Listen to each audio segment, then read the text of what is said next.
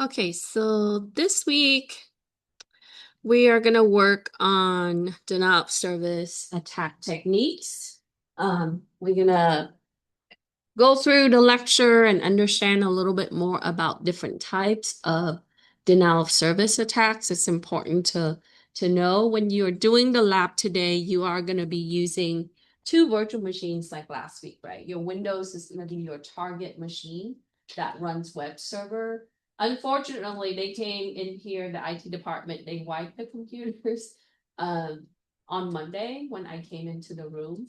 So some of your stuff might not be there. I did copy some of the drives that were missing, but I also put a link on there. So if you need to work outside, you just gotta make sure you extract the Windows VM using Windows tool instead of 7-zip. You can use 7-zip as well, but so let's go through the lecture so you can understand a little bit more on how denial of service attack is being done.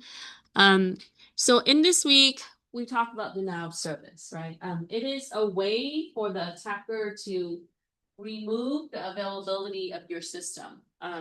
This is very common in an infrastructure, so, particularly your web server. So if your web is going to be the main revenue, right? Like if we're looking at retailer companies, so you have to make sure that you have failover cluster and some of the backups ready to go in case.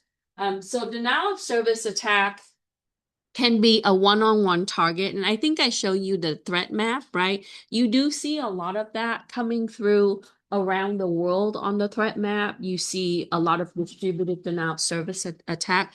But the main goal in DOS is to disrupt the functionality of your critical systems.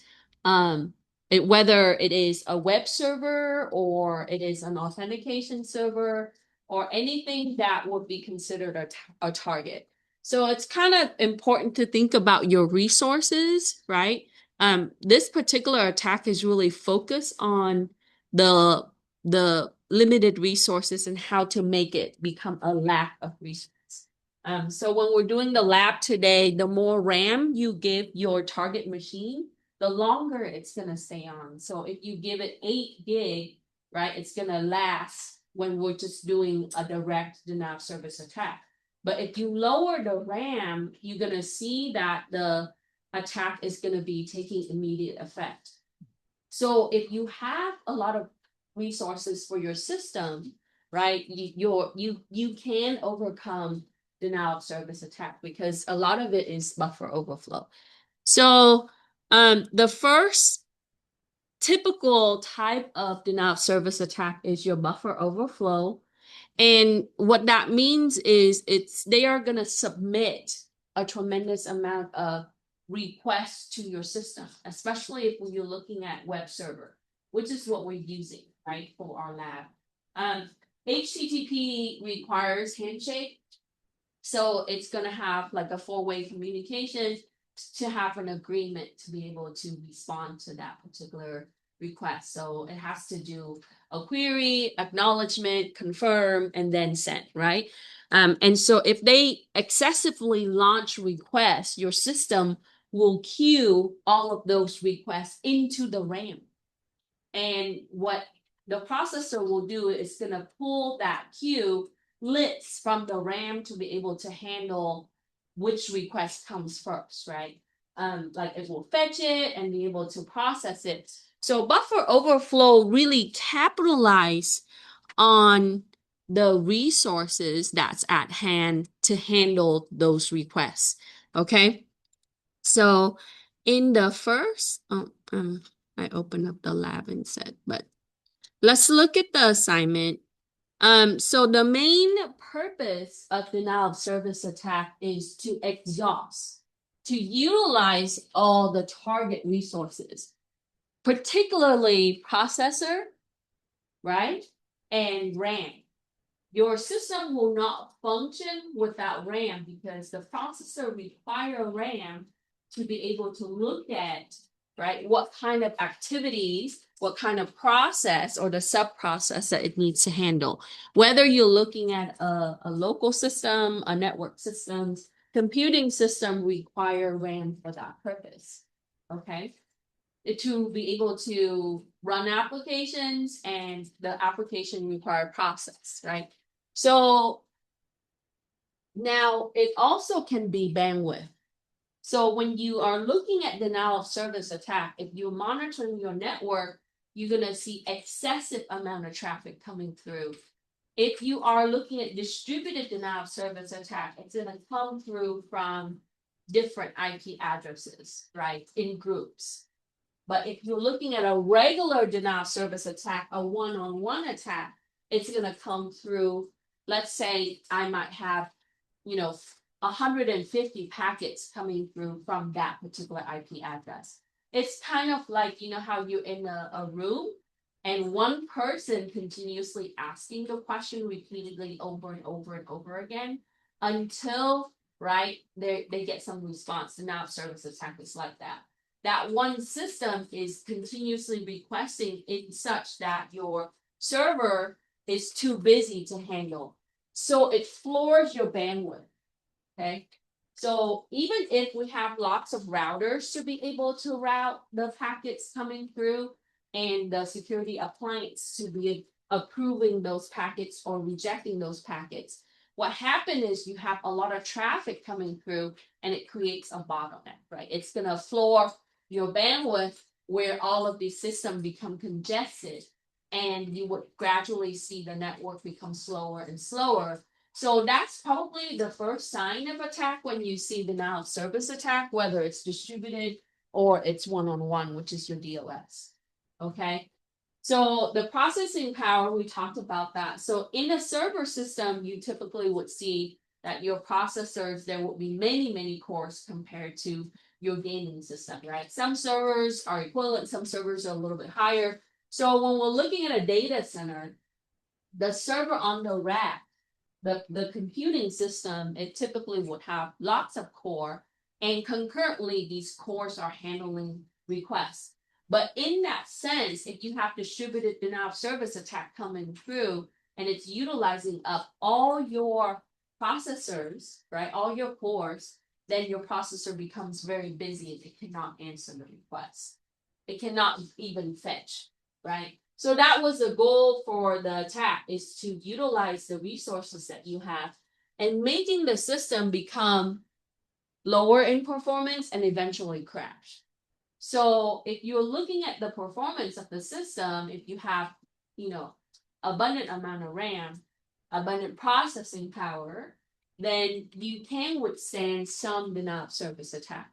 Now, in distributed denial of service attack, they are going to take control of many systems. Like instead of 1-to-1, you would see that it would be like 50-to-1, right? And those 50 systems would launch many requests at once.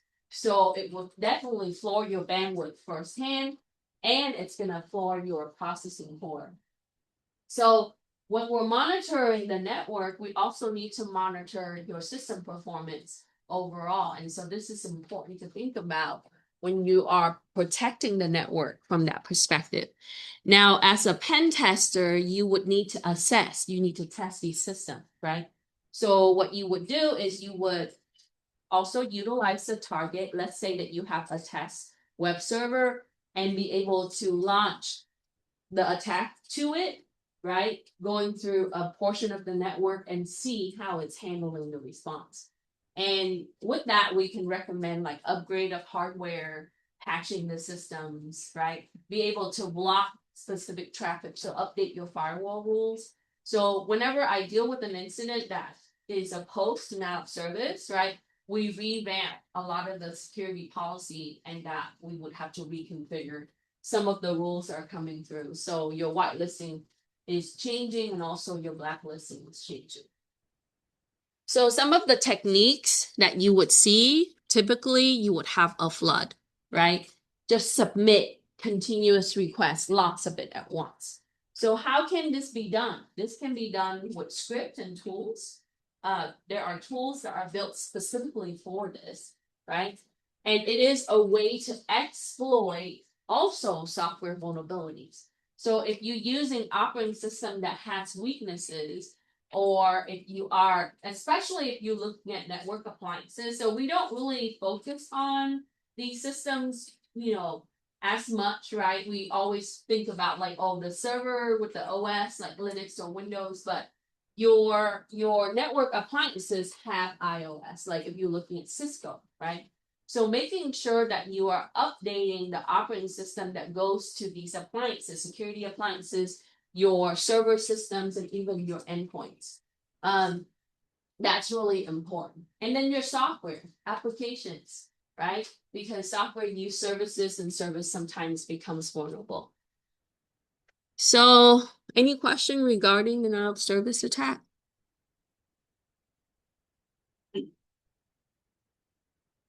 All right. You can find this information on the notes, right? It really breaks down into two main categories. We kind of touch on the network-based denial of service attack, right? So they can target any system that's part of your network and your infrastructure. It typically need to be routed into your network, hence the network layer in the OSI. That would be your network appliances, your routers and your switches, your network systems like your servers. It could be application server, web servers. Web servers tend to be vulnerable because it faces the public, right? A lot of people see it. Everybody that can connect to the internet can connect to a web server. You also have like authentication server that works with the web to authenticate your customer, right? Your clients, even your employee through the portal. And then you also have appliances for security. The firewall, like the border gateway firewall, is going to be also facing because now it becomes congested, right?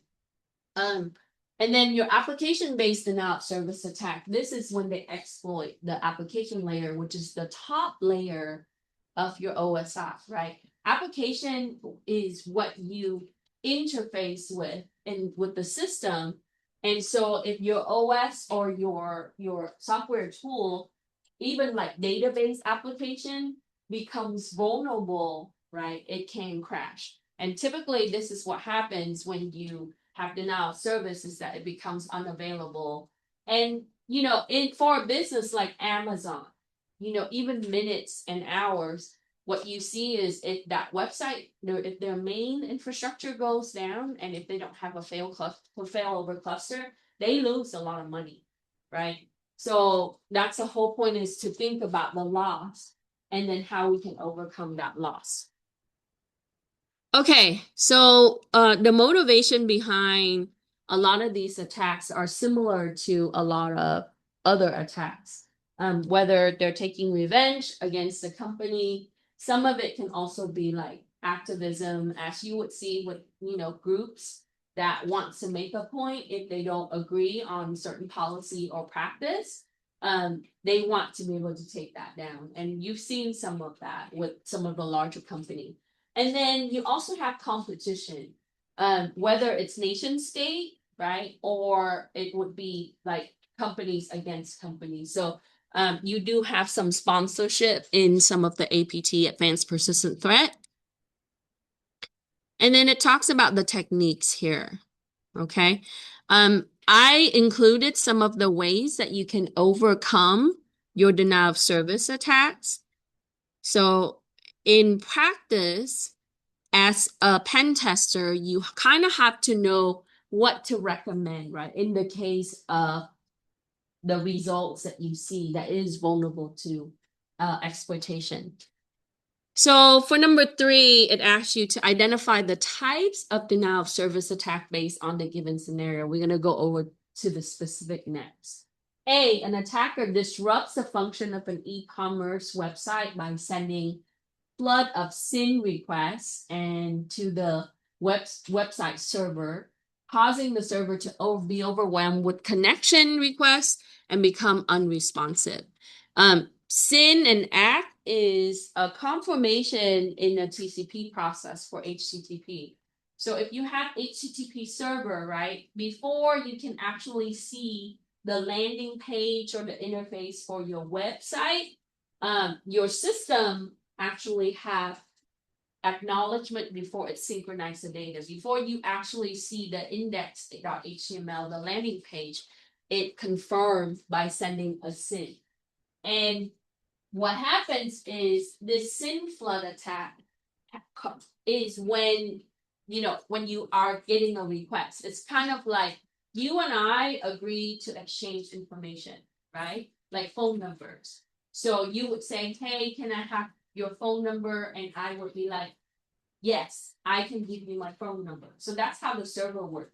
The browser from the client system said, I need you to give me your web information, and the server will come back and say, okay, I have it, right? Let's agree on exchange, right? So in that process, it would acknowledge and say that it is given that data to the system.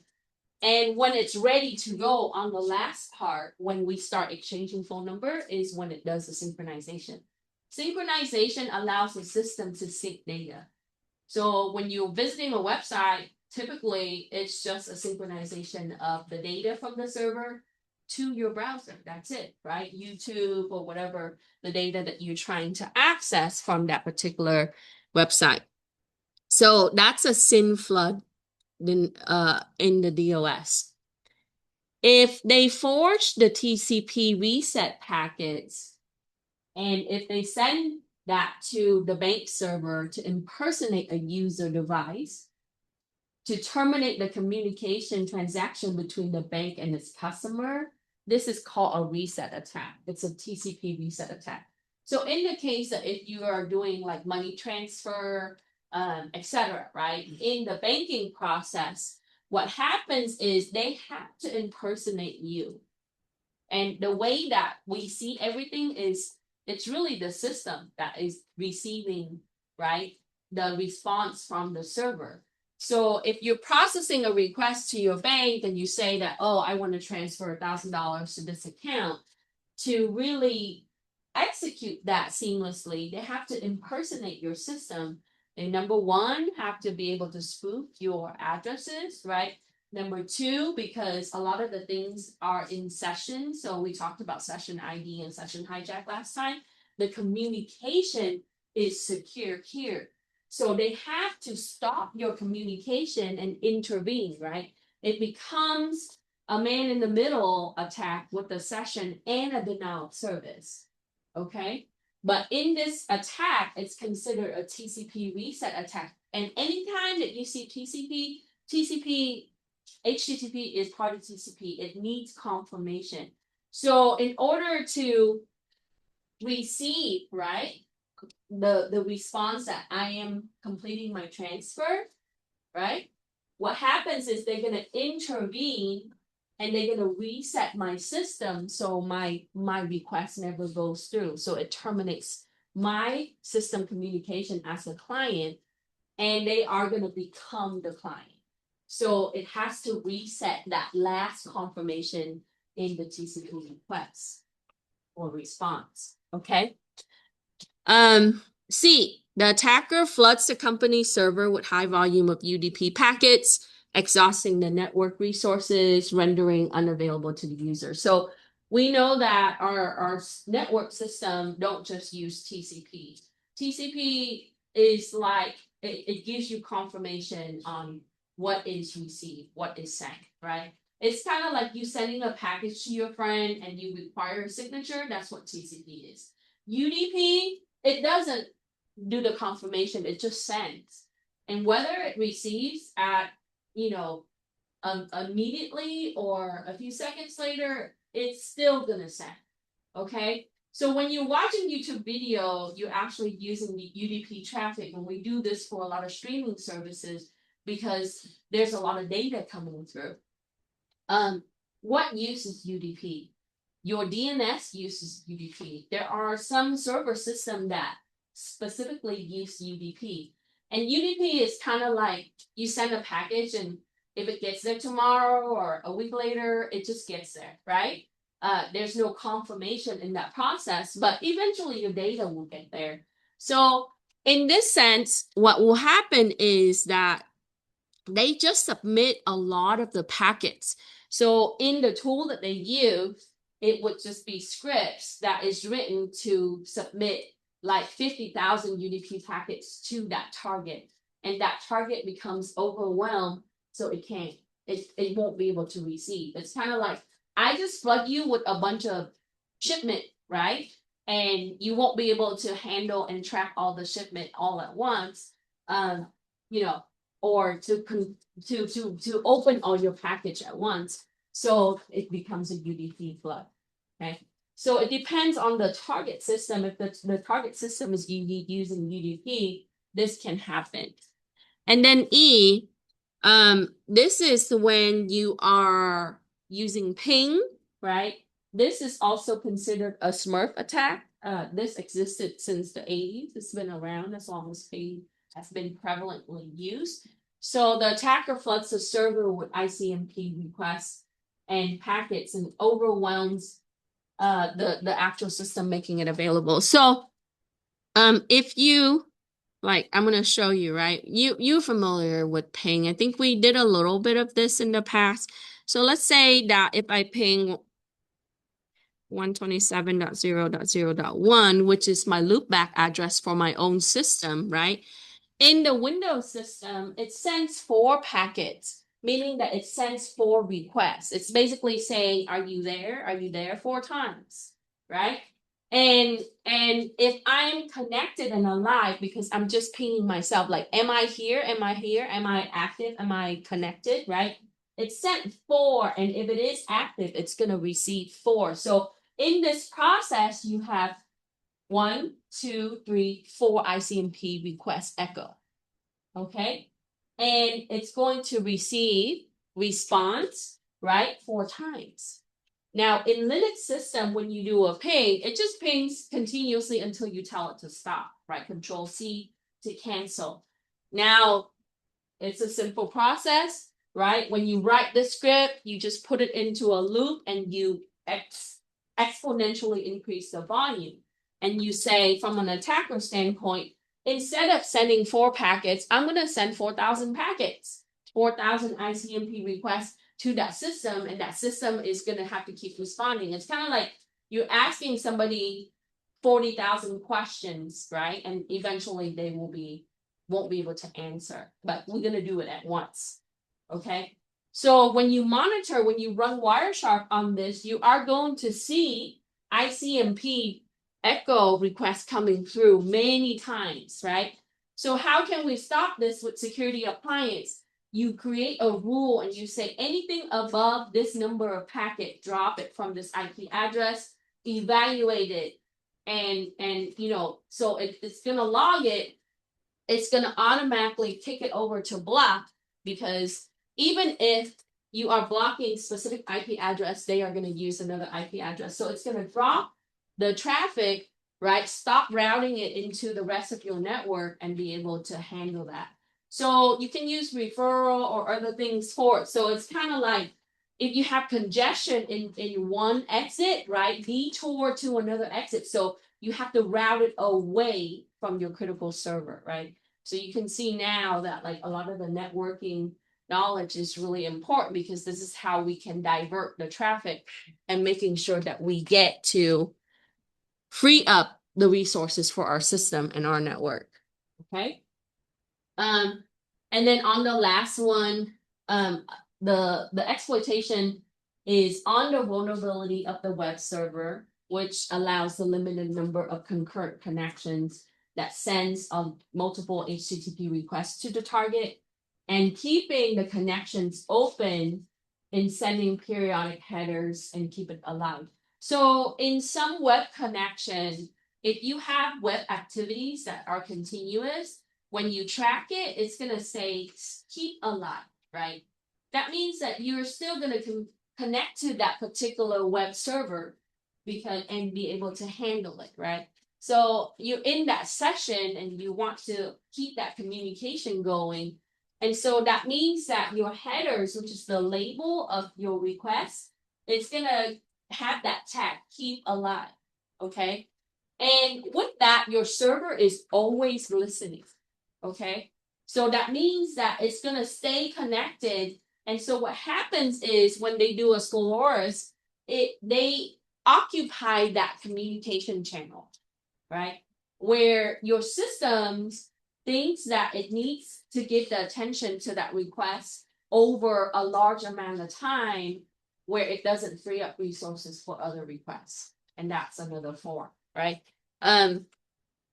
So do you have any question for me? So with this class, you can understand a little bit more on like how this is done, the techniques that's used, okay? And be able to overcome some of these things. So in the notes, you can see that I break it down even on the network-based attack. You have TCP/IP attack where it exploit, right, the suite at TCP/IP. And we talked about the SYN act. So you can see here, right? So the attack happened with the synchronization and the acknowledgement. And then we talk about ping flood attack. So this, they just excessively ping your system, right? And your system will be busy and it won't be able to respond eventually.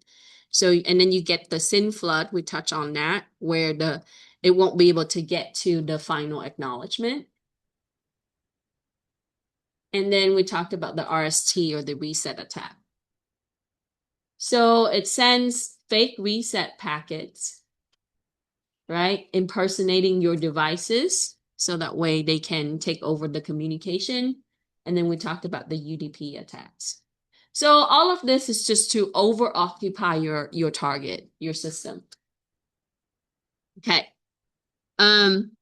Now, before we get to the next question, right, again, I'm going to emphasize that your network knowledge is critical in cybersecurity. If you're strong in networking, then you are going to be able to handle a lot of the logical understanding of how you can fix things. That's really important. So if you are going for cybersecurity, build the skill sets that's going to last you a long time. Whether you're going to be a pen tester, a SOC analyst, an engineer, threat, so you have to come with networking skills, right? So take 40A in the fall.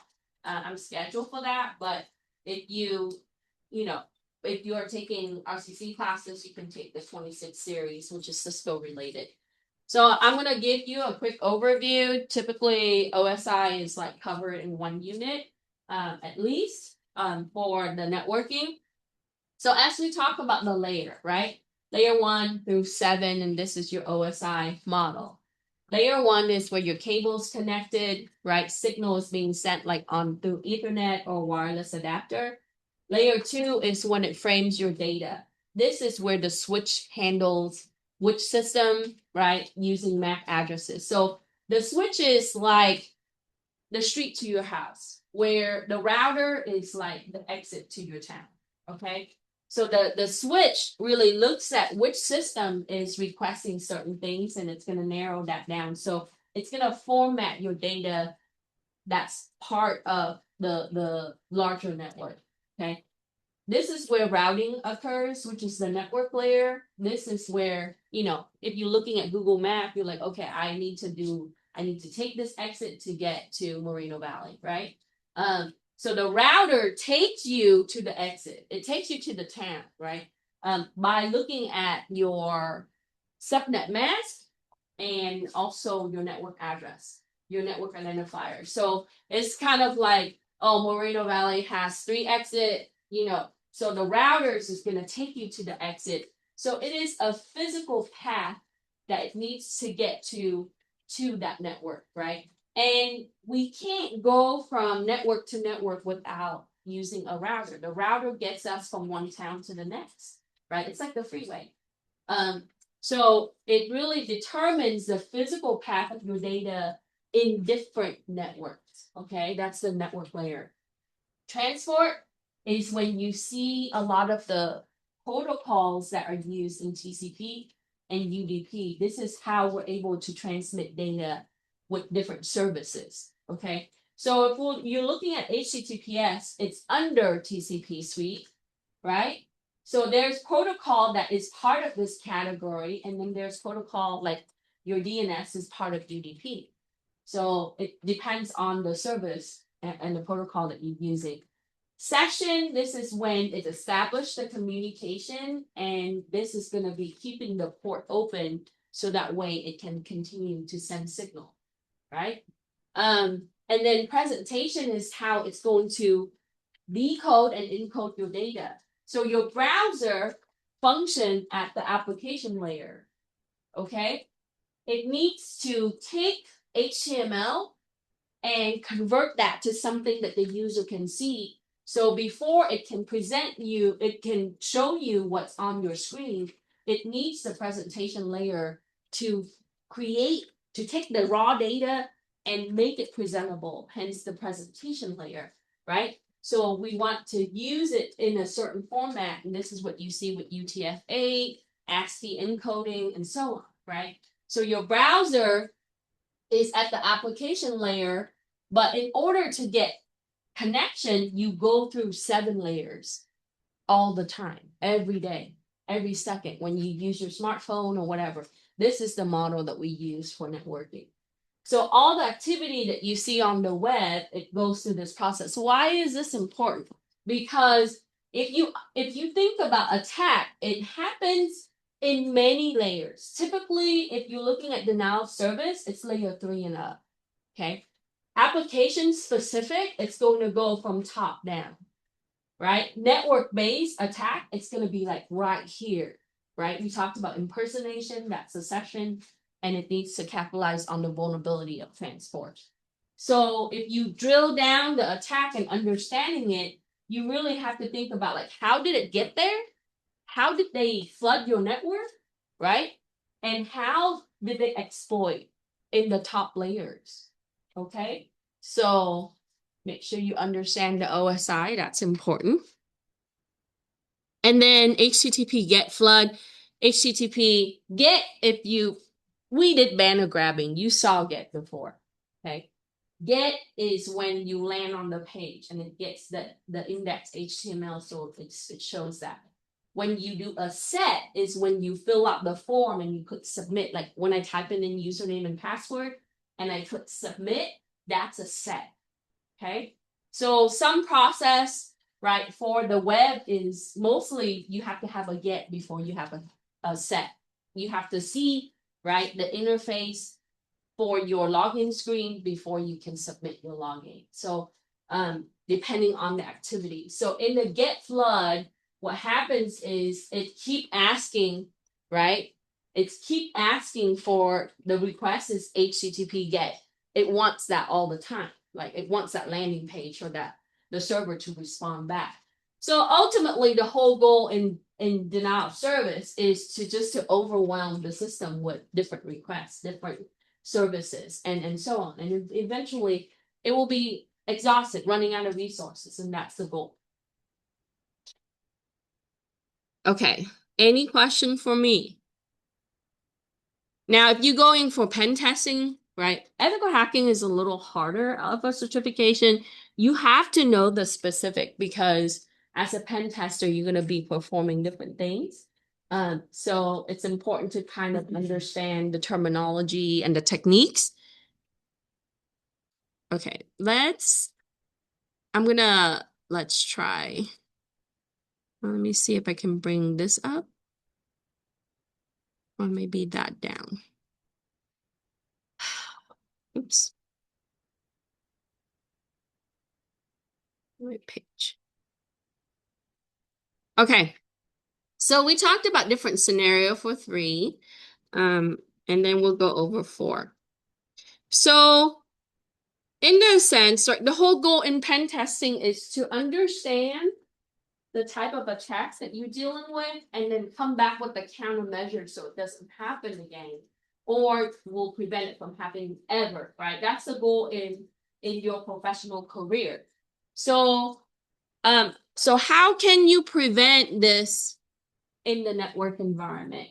1, you need to monitor, like what I said, right? If you are watching your network and if you see a lot of activity that's coming from one source or multiple sources all at once, right? We would be able to divert the traffic, right? Or stop that traffic. Typically, you have to stop before you divert unless you already pre-configured. Okay. So if you work in the security operations center, you have to respond to these things. That's called incident response, right? Responding to the attack. So when you do that, you're reacting to attacks that's happening, right? That means that you have to rely on the network people, right? Um, as an analyst, you are going to really look at the traffic coming through. So if your security appliance is not functional as it should, right? It's letting this traffic coming through and not redirecting, then you are going to have to manually do this. Okay. So disconnect that port logically. So disable that service and then mirror that port to another system that is, so you want to divert it away. Just like what we said, detour from the congestion in traffic, like how you drive, right? So you can block or you can redirect. Anything that's abnormal. So in security appliance configuration, we would say that, let's say that anything above 50 packets, we're going to drop, right? Even we have many web servers, many target systems that can handle high volume. And the system that can handle high volume, number one, they need to have a lot of processor core and RAM and bandwidth, right? So in for something like Amazon, they have a lot of data center and a lot of these systems that are sharing the work, sharing the requests. So to manage the high volume, anything that's considered over a certain amount, we're going to drop it, right? Now, if you are blocking it, what happened is you have to continue to update your rules to block it. Meaning that I might block it at 50 now. They might launch something that's a little bit less, but with distributed denial of service from many sources instead of one-to-one, right? So we can configure our security appliance, which is your intrusion prevention system, your firewall. Firewall is a filter system. It's a screen, right? We want to be able to look at, inspect the packet, depending on the firewall. We'll have a whole unit on firewall. And inspect the packet and say, oh, this packet is abnormal, drop it, right? We're gonna block it. Only allow certain type of packet with certain payload, right? You can also use proxy. Proxy is like, a detour road with a police officer there, right? So typically we would set up proxy for different type of connections. So let's say I have 5 proxy for my web service, and I would have 10 other proxies for my internal critical systems for interconnection. So it is a way that we can regulate traffic by setting up these little detours so that way we can handle the traffic for quality of service, performance level. Now, in normal enterprises, you're going to have thousands of proxies. Okay, these are just systems that are handling the traffic and sending it to the appropriate area of your network. So when we do that, when we're using these appliances to load your traffic accordingly, that's called load balancing, right? It's kind of like, you have accidents on the freeway, the police got out of their car, they're going to get people to merge lanes and detour, right? That's like load balancing. We're going to divert the traffic in a way where we keep the performance running, because for something like Amazon, if they're down by 30 minutes, you already know worldwide they're losing a lot of money, right? If their site is down, then they're going to lose the number of customers that can be online that's buying their products in that 30 minutes. So when you do risk analysis, you're looking at that, you calculate that out to the dollars, right? And then we want to look at the investment on how we will fix this problem. So we want to ensure that the system is available, the A in the CIA. You also need to protect the endpoints with your security software like antivirus. So because some of these tools can come in a malware format, right? As a Trojan, right? A lot of different things that can come through. We want to be able to use protected connection like IPsec to make sure that your communication is encrypted in a tunnel. because we talked about how some attacks can capitalize on redirecting your connection. So if they can see the traffic, then they can redirect the traffic, right? That's the goal. And then we want to use host-based firewall. So when you say host-based firewall, that's typically your application firewall, like Windows firewall, or it could be a software that you install. So if you use security software at home, right? Like for me, I use that to be able to check for my malware and also to be able to block and use VPN, right? So it already implemented some of the basics at that local system. Okay. And we do that on the network and also your endpoint systems like your desktop, your laptop, your mobile devices, and so on. Any question? Okay, so we have to understand some solutions, and in the broad scale, right, this is what we would consider. And some, like you saw earlier, some attacks are specific, but if you have a layered protection, we talked about defense in depth, building it out where you have protection at every single area of your network, all the systems that would make up a network, hopefully, right, you are going to maintain, performance and integrity and confidentiality over time. And that is what you get paid to do. Cybersecurity, in a short sense, is about making sure that things are, CIA, to make sure that they are available, they're confidential, and they have integrity in by, configuring, by having the practices, by making sure that we're compliant and other things, right? So in a technical area, you can configure a lot of things to make sure that you achieve CIA. Okay. But then you also need the support of the human, your staff, your employee, to make sure that they don't download the malware, they don't open up the network to vulnerabilities, they don't use things unsecure, they don't leave their password shared, they don't leave their stuff logged in when they walk away, right? Those things, those little things can cause problems. But if there's no problem, we won't have a job. And this is the thing about cybersecurity is what makes one professional better than the other is how diverse they are in how they're looking at solutions. I really truly don't believe that there's a excellent solution. Security companies always going to try to sell you something, but a lot of the practices, it's been there for a long time. You just layering over it and implementing it and making sure that you have support. That's going to give you, more time and more resources overall. Okay. As you look through, right, the next section is for distributed denial of service attacks. So instead of one-to-one, right, attacker to the target, you're going to have different sources. Now, it could be one attacker. If they do distributed denial of service attack, they would take systems as zombies, right? Or you hear the term botnet. Basically, the system is being controlled by a certain entity. It could be a group, it could be an individual. How do they do that? They're using a tool. Typically, it's a download, right? People go, they get people to visit a certain website.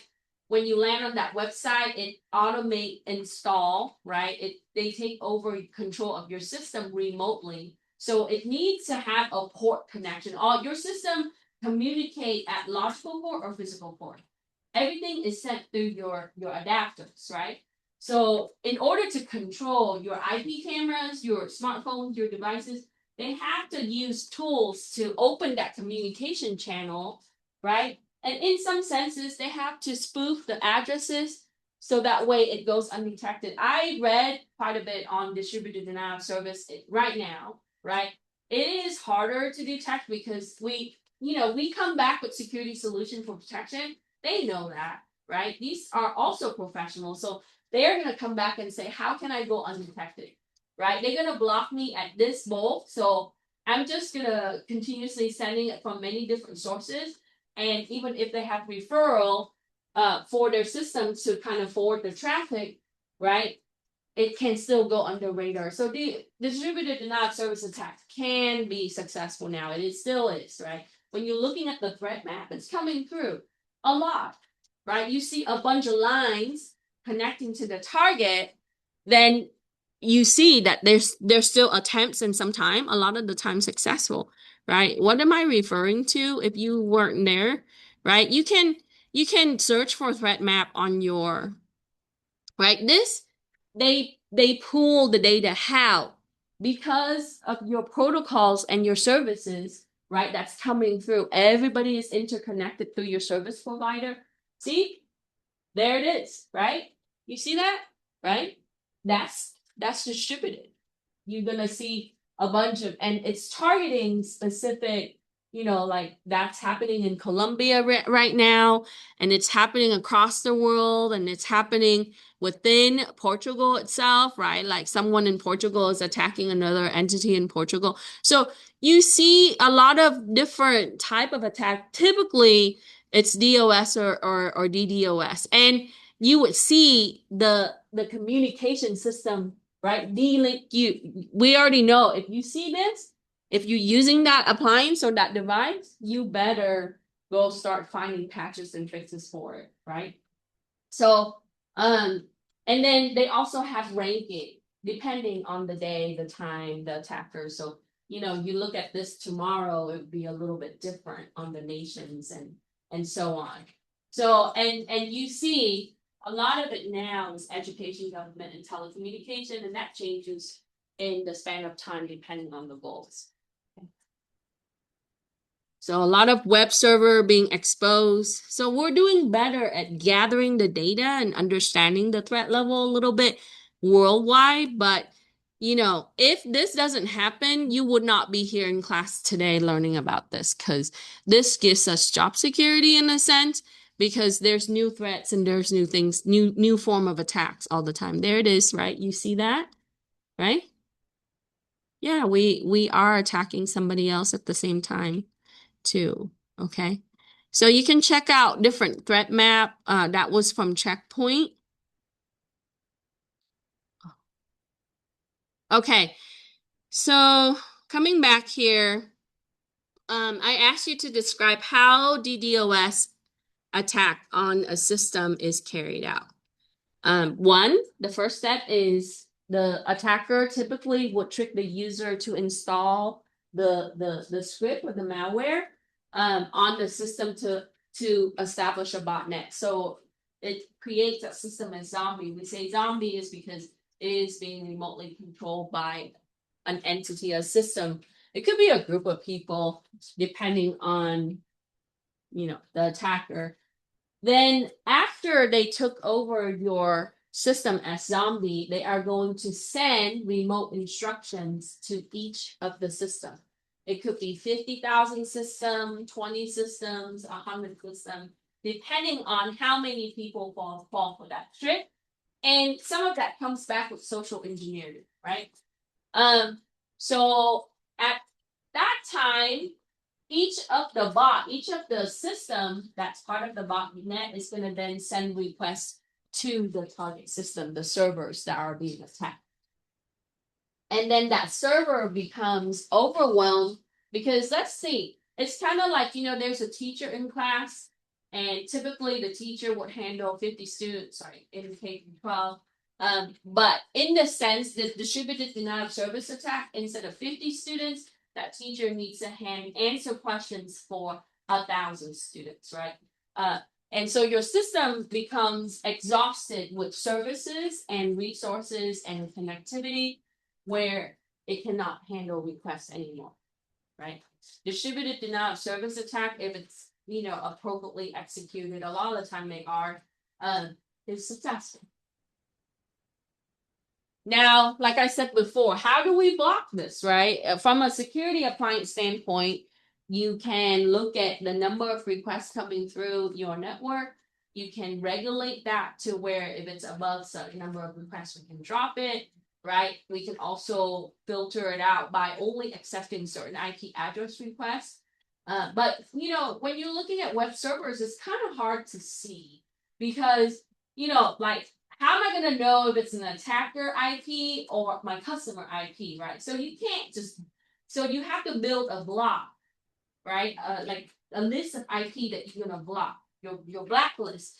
Then what happens is if you do that, they're gonna assume another IP address and so on, right? And they're gonna take other zombies. So, so this is a continue race all the time. And as you see on the threat map, it's happening like right now, right? Okay, so with that, I'm going to come back to the notes a little bit, and so I can point that out. So, we understand flood, right? And it could be a periodic flood. It could be that do this in increment of 10 minutes. Do this in increments of an hour, and just keep doing it all like 50 systems just execute these things over and over again. So from a programming standpoint, if you write the script, right, put it in a loop, right? You can have an array or a list of IP address. Use Python, a list of IP address, right, that you would use. So you can say send from this IP address to this target, right? And this is the number of requests you're going to use. So, and they have tools that are built with different programming languages as well.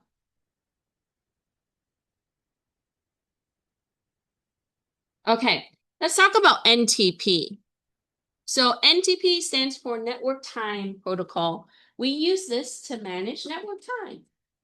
You wake up and we have to forward an hour in spring and roll back an hour in fall, right? Because we have daylight saving.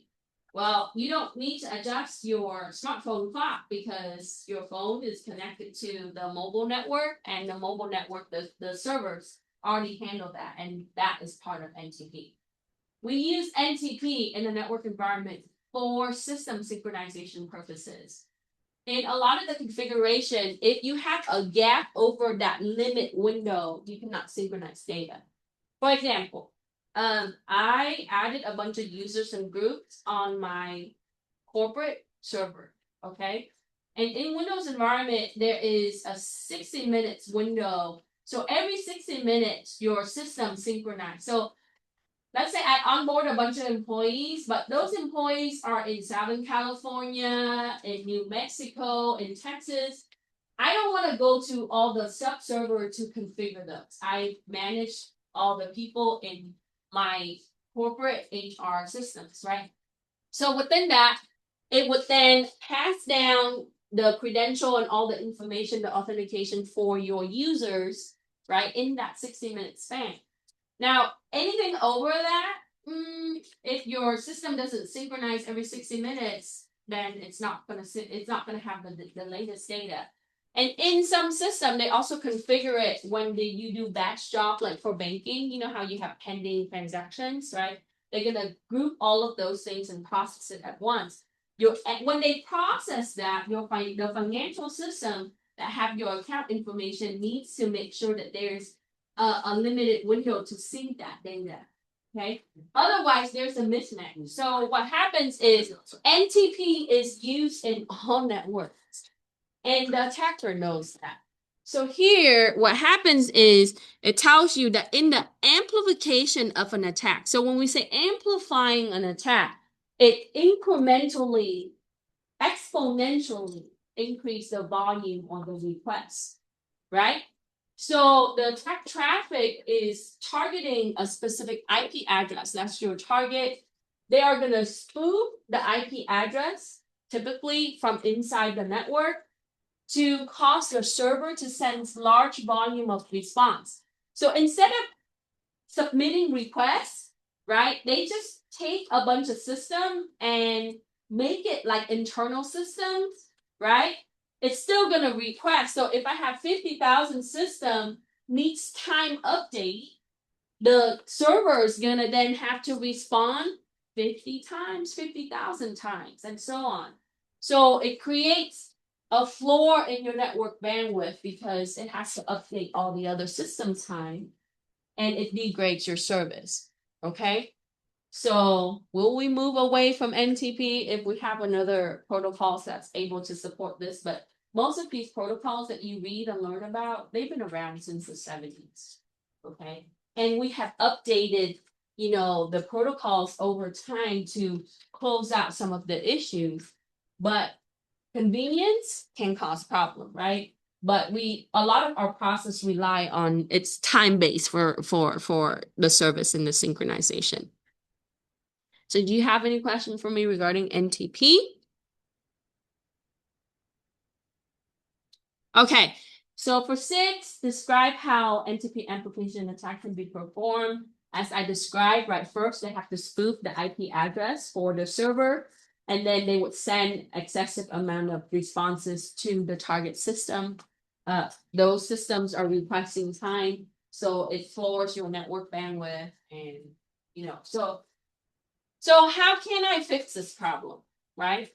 Well, the attacker is impersonating internal network system. So what we have to do is on the network level, we have to look at, right, who is requesting excessively, okay? Especially for NTP. So the rules would be for NTP, right? All of a sudden we have an anomaly where there's a bunch of responses coming from that IP address.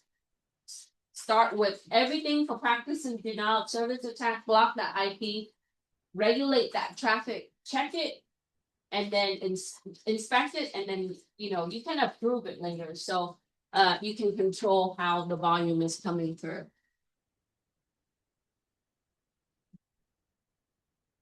So in the next section of the document, you can also see DNS reflection, distributed denial of service attack. So when we're talking about NTP, it's distributed, right? That means that it's coming from many sources. DNS reflection is the same. And what's the result of this attack? So this is a DNS query attack. It would flood the DNS query with the victim's IP address. But so when does this happen? Well, when I am joining a domain, right? We can take our regular desktop computer or laptop and be able to access the resources on a network, right, by joining that domain. Just like how these computers, right, you can log into rcce.edu account is because they have been joined to the domain. Okay. And when in that process, when you're taking a system that originally is standalone and make it become part of that domain or network, you are submitting a query for that domain. The DNS, right, its job is to be able to offer you the service, the domain service with the IP address and the fully qualified domain name, right? For example, abc.com is correlated with this IP address.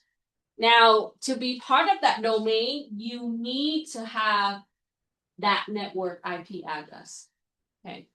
These systems cannot have other IP addresses that's not part of this network. They have to be internal systems with the addresses to be part of that domain. It's kind of like you have to be a member of a club to have the club resources, right? Same thing, right? So in order to be successful with this, they would take a bunch of bots. They would spoof the IP address of the internal network, and then they would submit queries to your DNS server saying, hey, I have 50,000 systems that wants to join the domain. Give it to me, right? Your DNS servers would then say, oh my God, right? There's 50,000 requests at once to join the domain. It needs to respond to it. So it would consume your bandwidth and it makes your resources become unavailable. Why did I say website? Because web server is tied to domain servers. Okay. Hence you have youtube.com, google.com, all of those are domain DNS that's tied to web server.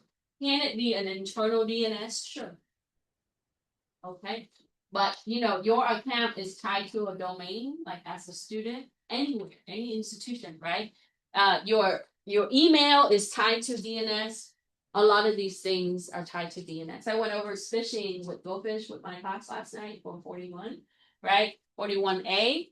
And we talk about like how we have to set up SMTP and we have to use either public server or you have to have a domain in order for your email to actually work, right? You see that in your email account. So I hope that when you take these classes that are specific to a certain area of security, it would draw in all the pieces of information that you learn from the basic classes like CIS-27 or 25. And it's going to make more sense as you go. And it's in every discipline, right? When you go into a certain discipline, you might start learning like the bigger picture, but some stuff are still not clear. But when you start looking into specific area, right, you are going to see a clearer picture of why it is like this. So in this class right now, why is denial of service successful? Any question?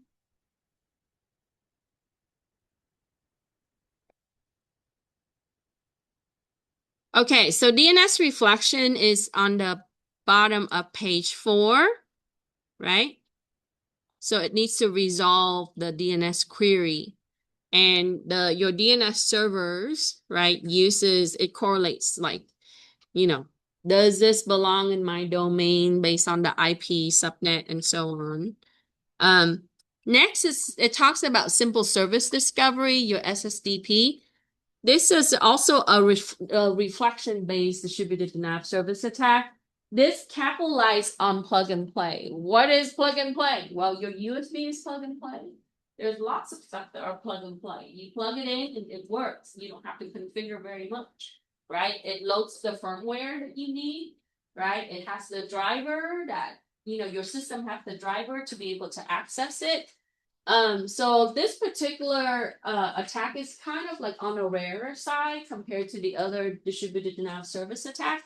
But because plug and play uses this protocol, they can submit an amplification of traffic to really take over the resources of your target system. So here it talks about like how your plug and play devices broadcast, right, its existence to another. So that means that I might have a device that says, hey, I'm here, I'm listening, right? You can connect to me at any time, right? And then you'll be able to set up the connection. So that is a discovery process, right? You see this with wireless router.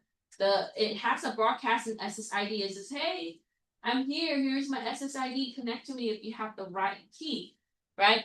So your systems have a discovery process. And in the discovery message, it shares, right? It's plug and play information. So that way another device can submit a request, say, hey, I'm also another device, let's connect, right? And so in that service, the one system to another, if we're looking at on the smaller scale, it needs to have some kind of communication and request and response. So ultimately, when we talk about denial of service attack, it's a way to capitalize on how much request and how much response, right? To really complete all the communication. So let's take DNS reflection now. Okay, so what type of devices are being exploited using SSDP in distributed denial of service attack? Lots. Your printers are plug and play devices from your desktop printer to your network printer, right? These can be connected with USB, you already know that, or wirelessly, right? But from a plug and play devices, that just means that I can connect it and then I don't need to configure very much. It's gonna load the firmware and my OS has the generic driver, it's gonna be able to work. Okay. Your camera systems, your IoT devices, right? Google Nest, all of these smart thermostat, all of those things. And these devices can send a large volume of responses to the request, which cause your network to be lower in performance. So it's going to reduce your bandwidth and it's going to cause the system becoming unavailable.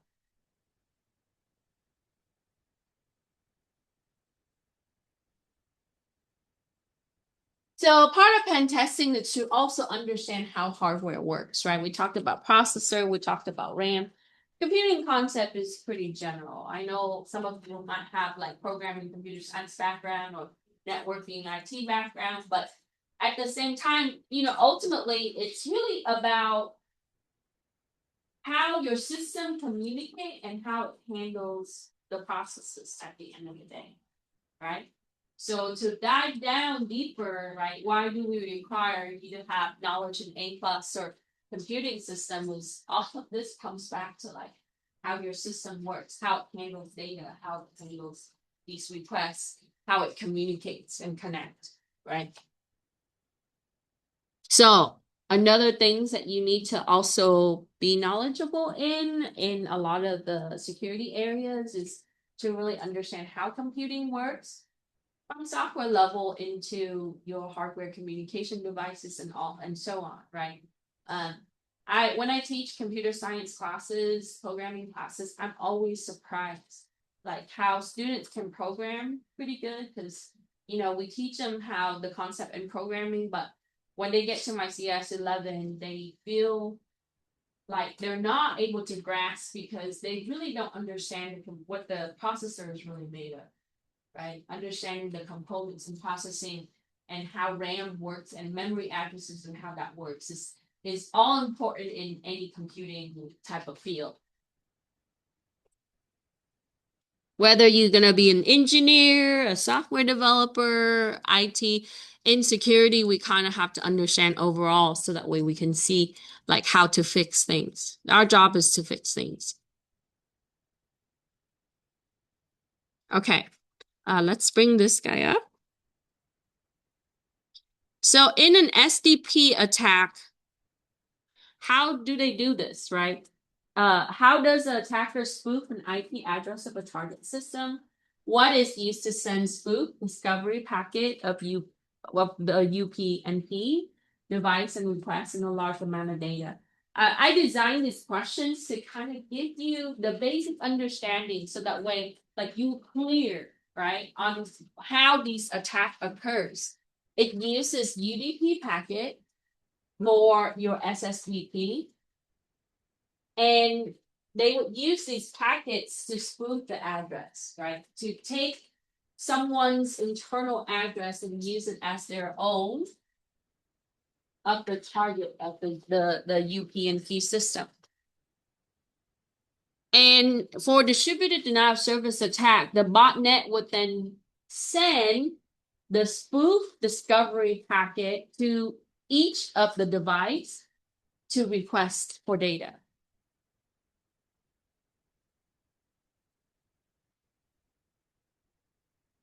So when it does this, right, then the device becomes overwhelmed.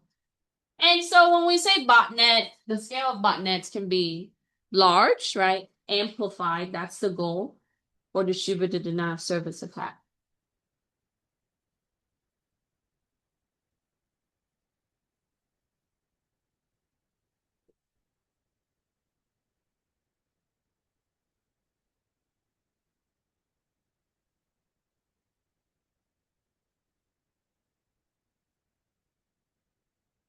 So there's a big need in security for IoT assessment.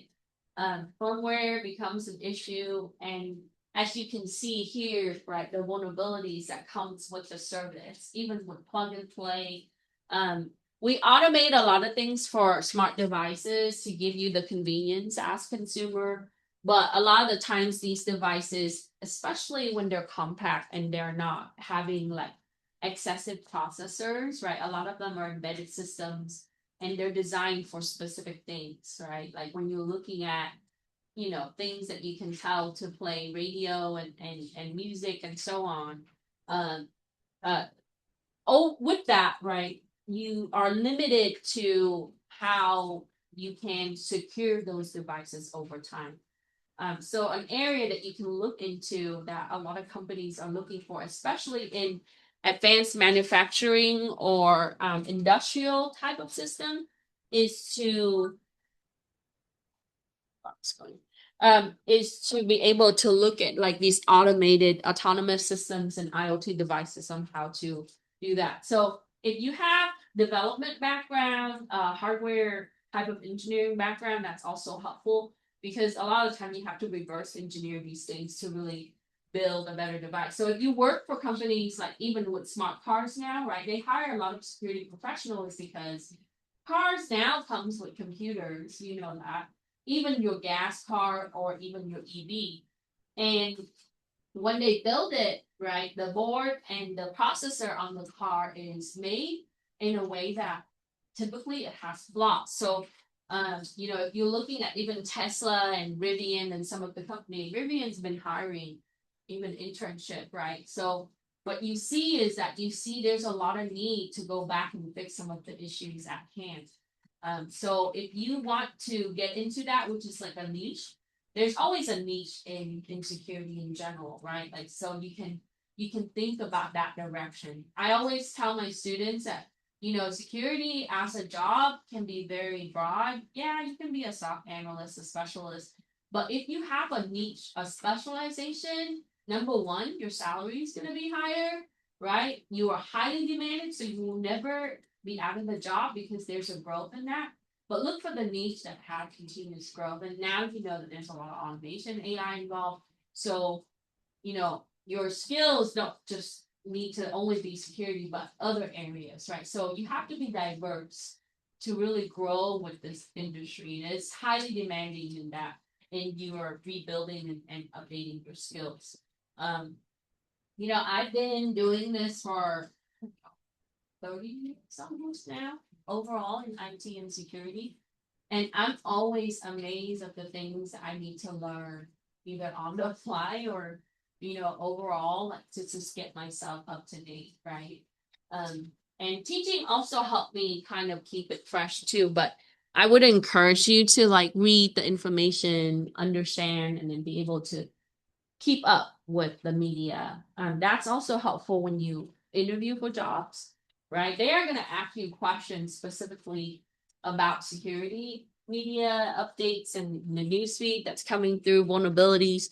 So that's useful. Okay.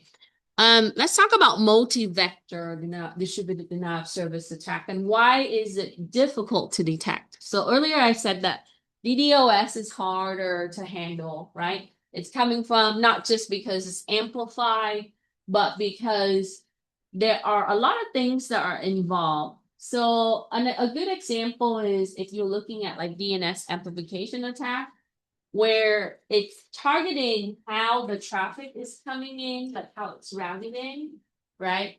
How it's transported, so your layer 3 and 4, along with a flood, where it would use application layer to submit requests.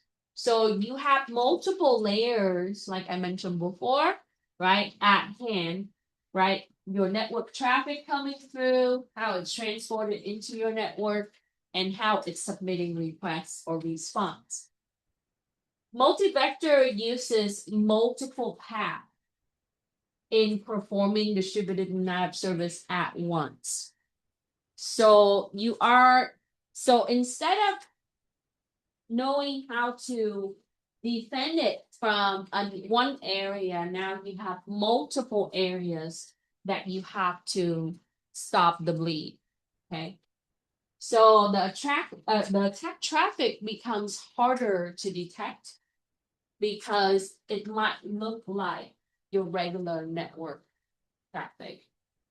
Okay, so it's harder to monitor and identify the anomaly here for the multi-vector.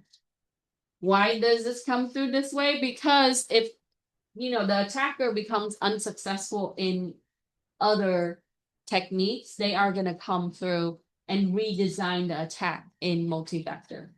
So we are going to have to, not only monitor the traffic and block the things that are weird, right?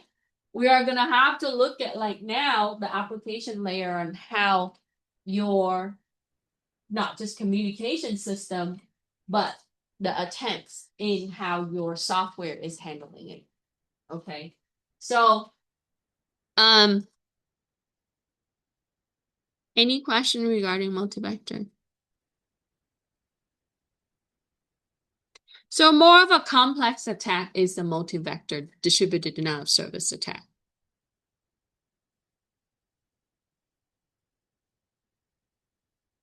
So if you do apprenticeship or internship, or if you get an entry-level job, it's okay to work in IT. That's how I started, right? And the more you know about IT, the better it's going to be in the long run in security, trust me, right? I fix a lot of networks and configure a lot of networks. I install many systems, you name it, right? The more I install, the more I understand about like the type of software, the tools, how system works. And that's gonna help you. It's kind of like if you're building a car, right? And you're gonna have to know about the motors, the parts, the wheels, the things that make the car runs. So it's okay to get the experience, because some of my students, they come back and they're like, oh, I'm going for this degree and this certificate and I want to work in security right away. It doesn't work that way. It's a rite of passage for this industry. A lot of the people are like my age or older that's hiring you, right? And they're gonna tell you, you're gonna start with the grunt work, like breaking down the computer and fixing motherboard, like, you know, installing OS, right? But as you do it, you're gonna be like, oh, this is what I learned about, you know, how to configure and join the system to the domain, how to be able to do that. So, don't overlook the minimal things. That's my encouragement. And don't feel like, so it's okay to, and they're gonna demand a bunch of experience, just apply for it, right? Um, so you give it a shot. That's what I'm saying. Okay, so before we answer the next one, come back to here, right? After that section, so I give you the steps a little bit more. So take some time to read through the notes, because it tells you more on the specific each process. And then your multi-vector is on page 6. Here is the reflective amplification attack. So the middle boxes are typically firewalls, right? Or your deep packet inspection devices. So deep packet inspection firewall, these are security appliances that look at your packet, it looks at, the header, the trailer for the packet, and the content of the packet, which is your payload, to really determine what kind of packet that is or what kind of traffic that is. So when we say nation state, that's typically like a national, international level, right? When you hear like nation state attack, it's like one nation against another nation. You probably heard on the radios quite a bit about how with us and Iran, right? And there's an ongoing thing about like how their infrastructure might be at risk, because that's the target right now, right? And a lot of that is cybersecurity warfare. Now everything is interconnected, and so when you're looking at international security or a nation security, some of it comes back to a firewall. So if you ever visit China and you read about China, you know that they have nation firewall, right? When you go there, you can't just access anything that could be from the United States. Everything is censored, right? A lot of countries are like that. China is prevalent because we hear about it all the time, but a lot of the nations have firewall. They monitor the activity of the people through that firewall. And so this is what it's talking about. It's a device, right, that is asymmetric routing environment. So when we say asymmetric, so symmetric is like identical, parallel, concurrent, right? Asymmetric is where it is different, right? Where you can only see one side of the connection from the server. And so with the asymmetric, where we only be able to see one side, to overcome this, you can implement middle boxes that will be compliant. So that means that if the attacker is using this technique, they are going to look at the behavior of your traffic, okay? They don't need a complete handshake. So handshake allows the system to have confirmation in that communication establishment, right? So it would then generate a sequence of requests so that way it can get response. And this is when they use infinite loop for a while loop, right? In the scripts to be able to continuously amplify, but incremented. So when we're looking at a development standpoint, we would write a while loop, right? And then be able to say, while it's doing this, right? And have a nested loop, sub it in and be able to increment it 10 times or whatever. So that way it can just submit for responses, okay? And eventually floor the network. So So what are the middle boxes and how are they used, right? It is a censorship firewall or a deep packet inspection device, and it's used to launch a high volume of flood. But if you read that section, it talks about how that can be done. So it would send infinitely a large volume of responses. So firewalls are censorship systems, they're screening systems, check to see if what's allowed and what's not allowed, right? So they still have to have some kind of request and response communication.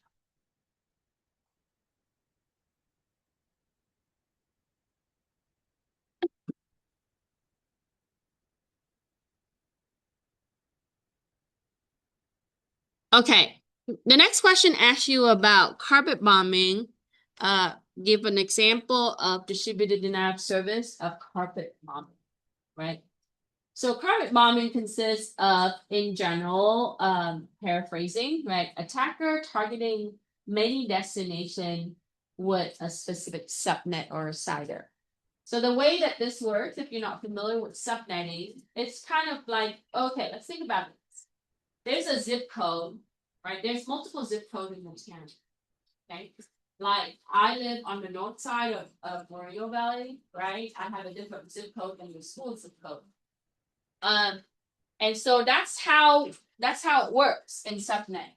You're gonna have different subnet masks, and that subnet mask, the number of the octet, the bits that are on is gonna be your CIDR number, like a /24, which is a default subnet mask for class C. So it's 255.255.255.0, right? But I can also use a /18, right? So to really sum it up, it's kind of like the attacker is attacking every other houses in that zip code. That's what carpet bombing is. Okay, it's basically segments of your network that have numerous targets. How is this easy to achieve? Well, they know that the way we subnet, we group systems up and we throw it on a subnet, right? One zip code. That's like 2 streets or 3 streets. Let's say a block. Okay, that will be one zip code. And instead of just, they can target everybody, but let's say that I know that that subnet consists of some critical servers. Okay, I can group it up and I can do a carpet bombing. So that means that it's gonna still submit in the TCP suite. It has to have a SYN-ACK reflection attack, request, acknowledgement, response, synchronize, right? And then a final acknowledgement. So they need to spoof the SYN so that way the number of systems would then respond saying, I'm available, let's exchange data. But it would be a wider range. It's kind of like a robber goes rob every other house on that block, right? They have to, make sure that those houses open the doors for them. That's what SYN is. SYN allows the system to agree to exchange data or communicate, right? So sometimes it's random, sometimes it's selected, right? Like I said, every other house, right? So every other system on that subnet, or it could be that they just randomly select because they know that those systems are critical systems in your internal network.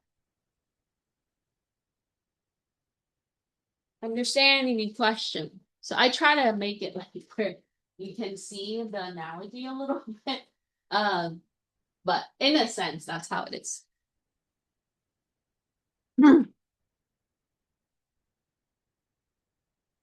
So how can we fix this problem, right? That's the goal for pen testing is when you test the limit of your system, you know it's an issue. What can we do better? How can we improve it? So there's a technique called the black hole routing. This is a way that we can route things away from the traffic, right? So it's kind of like, you've seen it on the news, right? People used to watch TV and see these highway chases, right?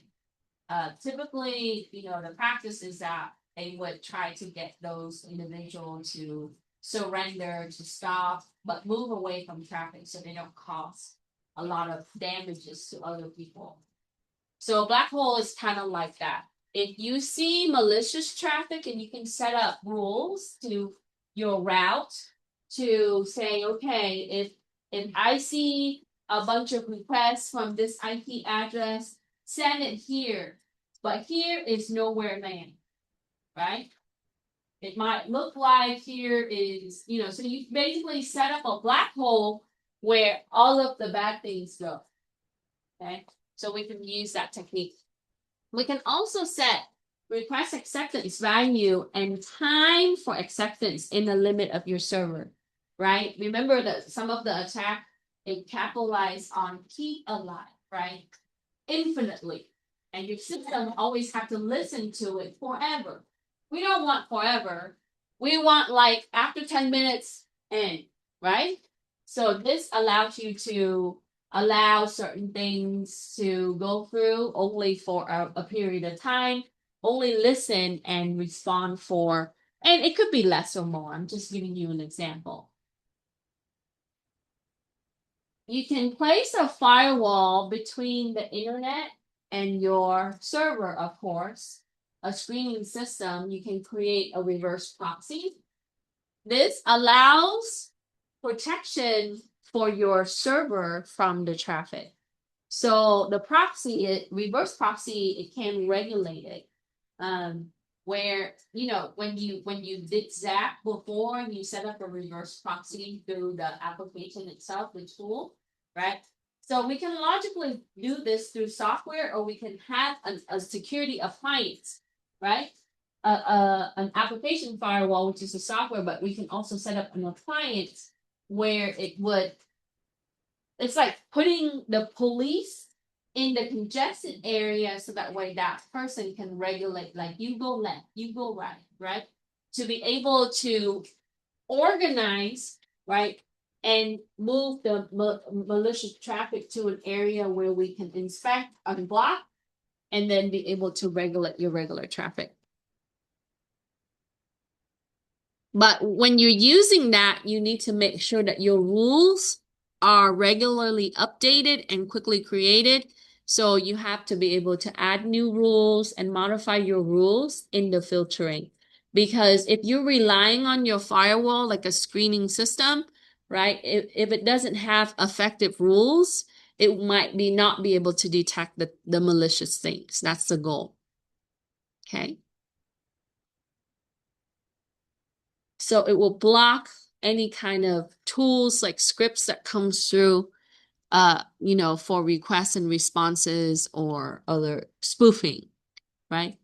So that's the whole purpose in web application firewall. WAF stands for web application firewall.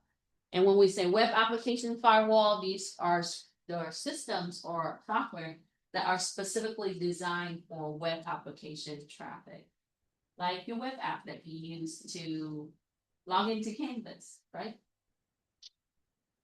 And then you can use any cast network scatter attack traffic that's going to allow you to spread out your traffic so that way it's not congested. Your network bandwidth won't be diluted. So you distribute it across the server to absorb the traffic. That means that you have to have a lot of servers to, do these things, right? Might not be like Amazon scales, but in an enterprise network, you ultimately have a lot of servers anyway. So this will probably be an investment if service attack tends to be the trend. enterprise. So basically, you're just setting up systems to receive the request and respond to it, but you have many. So that way it's not centralized to a few systems where it becomes congested and blocked and eventually become unavailable. So just and I think some of these are really effective depending on your network design, the service that you use, objectives. So there's a lot of factors to consider if you're looking at like how effective or efficient this is. But from a business perspective, security solutions are expensive because you're talking dollars top down, right? Like setting up black hole, you have to buy equipment and configure your network. You got to have the manpower to maintain this thing. So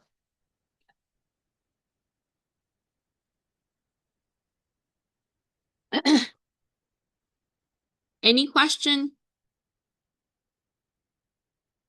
Sorry, I have a little bit more, but let me take this down.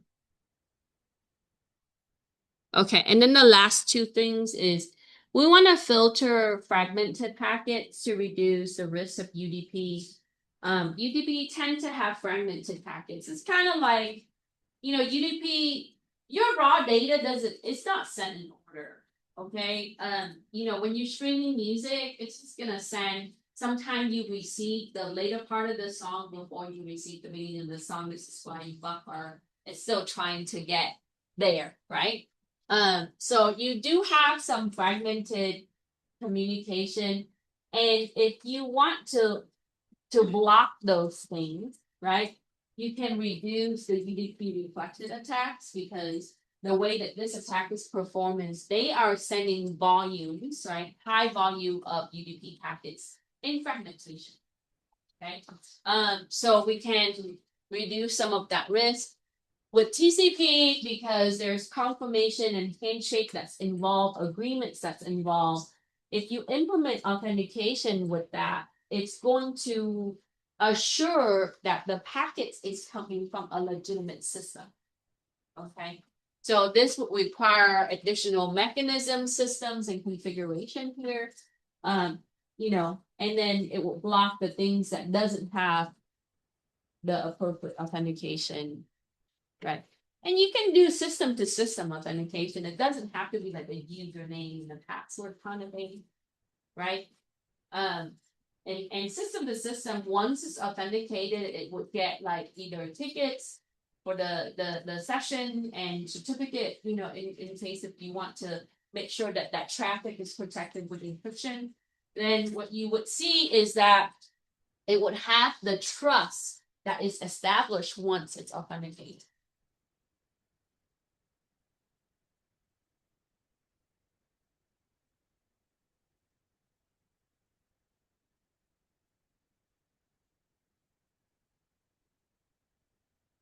So now 99% of the time you're gonna see companies using cloud, right?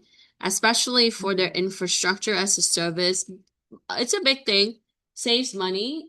We talked about cloud before. That opens up security issues with the remote servers that we're implementing, right? We gotta want to be able to protect those. And they also become targets, right? So when you're using cloud provider, you need to think about the IP addresses that is could be performing the attack. There is ways that we have tools to look at IP reputation. I think I introduced this to you at the beginning of the semester. There are resources and websites that you can look at which IP is higher ranking in reputation, right? Public IP address came from different part of associations that give out IP addresses to businesses, to companies, right? For a cloud company, they acquire IP addresses from those entities, okay? Now, the attacker, they are going to use IP addresses either spoofed from a legitimate source, or it could be unknown IP. So we can look at the IP reputation. We can look at the attack pattern, like what I said before. Denial of service attack pattern, most of the time is apparent unless it's multi-vector. And then also previous data. The payload really speaks to the data for your network traffic, right? Your activity in the attack. So if you have a trend that's built out based on historical data of your normal data activity, then anything abnormal you pick out. Okay. So it as an analyst in security, you have to kind of know like, oh, this is the trend of my network data. This is how my data normally flow, and over time, it's accumulated with historical data, right? Activities on a daily basis or over months and years, and you build that out. Statistically, it shows that this is, this much, right? Let's say gigabytes, terabytes, whatever it is, in a distributed denial of service attack, that changes because your payload changed, right? Excessive amount. So you went from maybe 1 terabyte on a normal basis to higher, right? So you have to really look at the pattern of your network and your data. And then blocking malicious traffic, anything that's not known to your network, pick it out. You can evaluate it, send it to another security appliance for evaluation.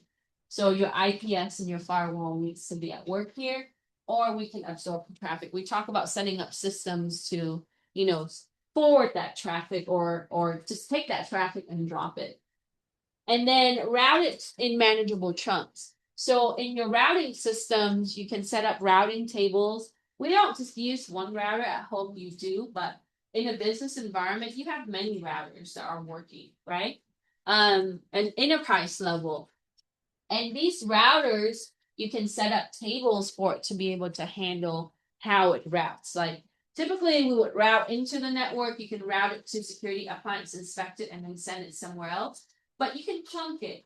Instead of just put all the volume into one system, we want to divert it out, we can send it across and be able to have a better understanding of how a malicious traffic is coming in, right? But the analytical part is the pattern and the ranges. We talked about how sometimes that could be a subnet attack, right? But your IP ranges from a certain area because distributed denial of service attack, typically it would come from like, some part of that nation, some part of that state or whatever, right? So it would be a region, a range of IP that they're using for convenience purposes. Sometimes, yeah, that can be different. But these are ways that we can improve. Okay, let me see if this has changed. But I gave you a website that you can visit, which is a blog.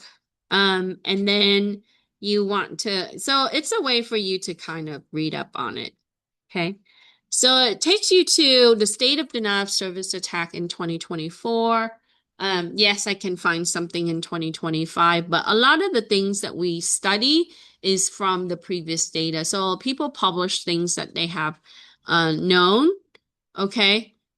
So, it talks about like the applications and the APIs in businesses. So historically, we do see that there are specific type of systems that are being and services that are being affected by distributed denial of service attack. Why are these things important?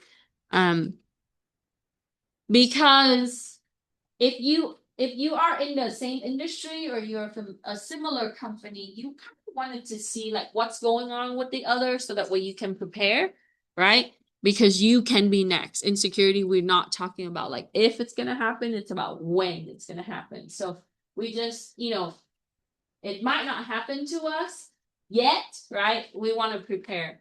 So as you go through the blog, you want to be able to answer this question. It asks you, what are the 3 types of distributed denial of service attack? How can AI be used in distributed denial of service attack? From 2024 until now, this changed, right? You probably read a bunch of things about how AI is being generated or generative AI is about to be used in attacks now, and it changes the game for us. Um, so we have to kind of understand like the tool AI is as a tool. Um, it is intuitive. We built it to be intuitive, but at the same time, the attack can be a little bit more complex. That now there's another component in play, right? Um, and then it talks about polymorphic malware. You probably read or learned about this in another class, maybe, and how that's used in distributed denial of service attack. Why do the attackers encrypt the traffic in distributed denial of service attack? If we can encrypt traffic, right? They can encrypt traffic. Same technology, right? So to be able to make it harder for us to know that it is an attack. So elevate that to the next level. And then what should be done on the application from the distributed denial of service attack? Every business have application. This is what makes software engineer job, right? Become highly demanded because everybody uses either web or native based application. So what should you do to defend? Okay. So as you look through, it talks about the categories, like the three main groups here, right? You can summarize that. And then in the first section below, it talks about the concerns. The first area is AI powered attacks and how the algorithms now is very dynamic. So algorithm consists of procedures are just steps to execute something. So that means that we are looking at many different ways because the AI component can change how the algorithm. Typically, we know attacks based on the techniques, right? And the techniques consist of steps of how it can be executed. Now it is a wider range. So even if we predict it this way, it could be different than what we predicted. So it is harder for us to tackle that, right? And it talks about that there. And then polymorphic malware. So someone can create the malware, and polymorphic is it's always changing, right? Yeah. I mean, if we can write scripts to automate with the conditions, in a sense, and this is what you see with AI, and they can use AI to generate it too, right? Polymorphic is harder to pin down because it's not in one state. It would be this at some point and then modify based on a few things. Conditions, which is could be your system is a state system, so it can rely on the state of their system. It could also be rely on components, files, and process. So it depends on the type of polymorphic malware. So in that, it always adapt, right? And so that means that the code structure is altered and the signature and the behavior is always changing. And so with that, you would see that's harder to stop. And then it talks about advanced evasion techniques. And then earlier I mentioned about Internet of Things, right? Like your cameras, your wireless routers, your home smart devices on that scale definitely can be used as bots to be able to perform attack. And then your application layers attack, encrypted traffic attack. So application layers, right? When you use that with machine learning and AI, your signature changes. Okay. And so something might look like your regular normal traffic is not, right? It's harder for us to really pinpoint that. So it looks normal, but it's not, right? So it increased, and it's also it's automated because of ML and AI. And then encrypted traffic using SSL and TLS. So certificates are being used for that, especially when we're looking at like web app environment or web environment. So it's harder to detect because it's encrypted. So those are the main four that you see. There are probably other articles that you can probably read to kind of follow up on the specific area. But I kind of want you to have like a vision in how the direction of your career from here on out, right? Knowing this, and you have to respond to it, or you have to build solutions to stop it from happening, or ever happens to you, right? You kind of have to think about those concerns.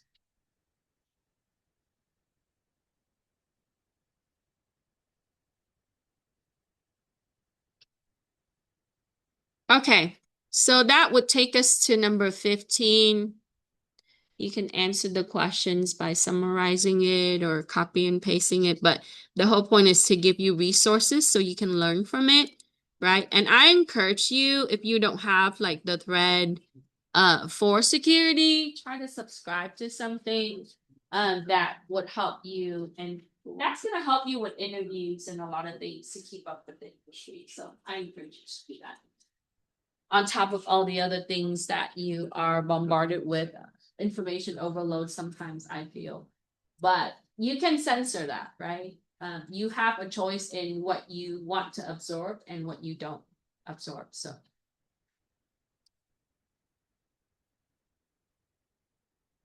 okay, any question before we stop for a break, take attendance, and then take a break, and then do the lab? So we're going to use the same virtual machines that we used in the prior week. The Windows is the target, and your Linux is the attacking system. You are going to set up the internal network again, same like what you've done in the prior week, right? But denial of service tools, we're going to just do one-on-one. We're not going to take over bots or anything like that. So that way you can see how that's done. Okay. I did share the link if you want to download the VBox for Windows, but I added some more drives that didn't have the clone or the original VM there. Okay, so let's stop.